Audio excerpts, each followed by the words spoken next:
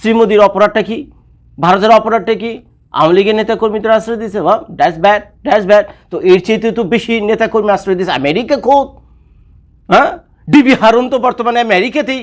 তো যাই হোক ভাই, হাসনাত আবদুল্লাহ ভাই, আপনি এগিয়ে যান, আপনি টেনশন নিয়েন না, আপনি কোনো টেনশন নিয়েন না। আপনি তো ওই যে ওই 7 সিস্টারকে একেবারে শেষ করেই ছাড়বেন। তো আমরা আইতেছি আপনার পিছনে, বুঝছেন, আমরা আইতেছি।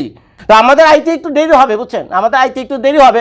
আপনি এক কাজ করেন, আপনার যারা বন্ধু বান্ধব, কাছের বন্ধু বান্ধব যা আছে, বুঝছেন, আপনার কাছে 2-4 জন বন্ধু বান্ধব যারা আছে তাদেরকে নিয়ে আপনি কেটে যান, ইন্ডিয়ার বর্ডারে যান।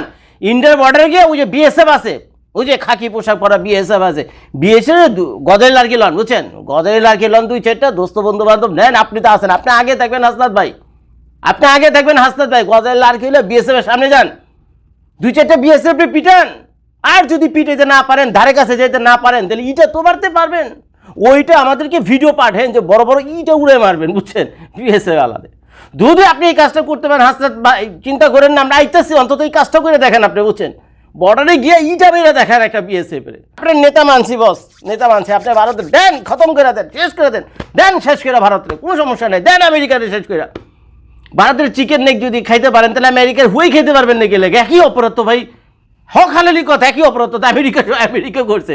আমি এখন বহুত টেনশনে আছি, বুঝছেন, যে আমার জুতা জায়গা মুজা সব কিছু গুজগাছ করতেছে। আমার তো ভাবি আপনার জলদি টাকা টুকা তুলেন, ভারতের 7 সিস্টার এবার খাইয়ে ছাড়বে হাসনাত আবদুল্লাহ ভাই, বুঝছেন।